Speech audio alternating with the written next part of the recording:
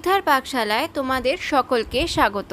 নিরামিষ দিনগুলিতে ভালো কিছু খাবার খেতে হলে সবার আগে যে ডিশটার নাম আমার মাথায় আসে সেটা হলো পনির। তাই কয়দিন আগে এমনই একটা নিরামিষ দিনে আমি আমার মাকে বলেছিলাম পনির দিয়ে একটা কিছু বানিয়ে দিতে। তাই আমার মা আমার কথা রাখতে পনির দিয়ে এই বিশেষ তরকারিটা বানিয়েছিল। এর বিশেষ নাম কিছু আমার জানা নেই, তবে এটা টেস্ট হয়েছিল অসাধারণ। তাই আজকে তোমাদের সাথে এই রান্নাটাই শেয়ার করব। পনিরের তরকারি যেহেতু পনির তো লাগছেই, মা নিয়েছিল 400 গ্রাম পনির, সেটাকে মা একটু কিউব করে নিয়েছিল। কড়াইতে দিয়ে নিয়েছিল সাদা তেল, তাতে দিয়ে দিয়েছিল 1 চা চামচ ঘি। এবার এই দুটো একসাথে গরম করে তার মধ্যে দিয়ে দিয়েছিল কিউব করে রাখা পনিরের টুকরোগুলো। এবার পনিরগুলোকে হালকা করে একটু ভেজে নিয়েছিল।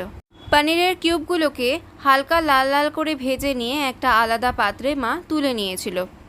পনিরগুলো ভেজে তুলে নেওয়ার পরে বাকি রান্নাটা ওই পনির ভাজা তেল আর ঘি মেশানোর মধ্যেই হবে। পনিরগুলোকে তুলে নিয়ে মা ওই তেল আর ঘিয়ের মধ্যেই দিয়ে দিয়েছে 1/2 টিস্পুন মতো জিরা, আর তার মধ্যে দিয়ে দিয়েছে গরম মশলা। গরম মশলার মধ্যে নিয়েছিল মা গোলমরিচ, এলাচ আর দারচিনি একটু ছেঁচে নিয়ে দিয়েছিল।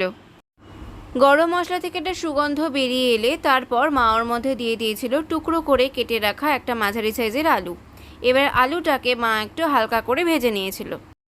এবার আলুগুলো হালকা করে ভাজা হয়ে গেলে মা ওর মধ্যে দিয়ে দেবে কিছু স্পাইসেস, যেগুলো হলো স্বাদ মতো নুন, 1/2 চা চামচ মতো হলুদ গুঁড়ো। এবার আবার এগুলোকে ভালো করে একটু মিশিয়ে নেবে।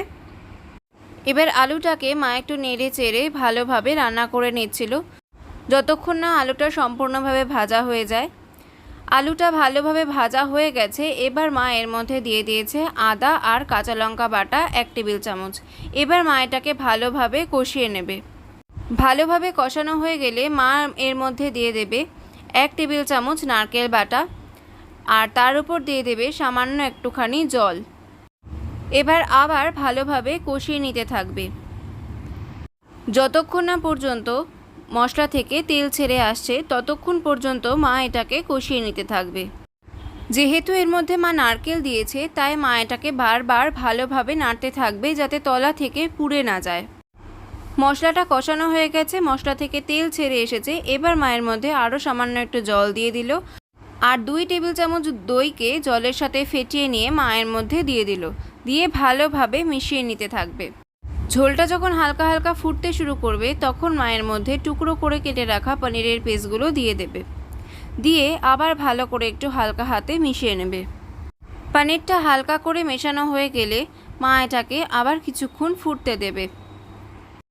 এবার যখন ঝোলটা আবার হালকা হালকা ফুটে উঠবে, তখন মায়ের মধ্যে আর একটা জিনিস অ্যাড করবে, সেটা হলো মাঝখান থেকে ভেঙে নেওয়া 4-5টা কাঁচা লঙ্কা। এটার ফলে রান্নার মধ্যে একটা সুন্দর গন্ধও আসবে, আর হালকা হালকা একটা ঝাল ঝাল ব্যাপারও আসবে। এবার একটু মিশিয়ে নিয়ে মা এর মধ্যে দিয়ে দেবে স্বাদ মতো চিনি।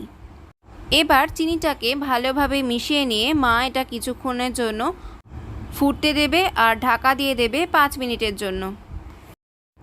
5 মিনিট পরে আবার ফিরে এলাম। পনিরের তরকারি এখন আমাদের প্রায় রেডি।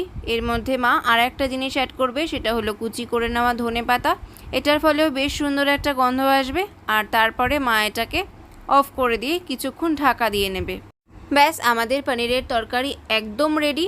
এবার এটাকে শুধু গরম গরম সার্ভ করে নেওয়ার পালা। মা আরেকবার একটু হালকা হাতে নেড়ে নিল, তারপর মা এটা আমাদের থালায় পরিবেশন করেছিল।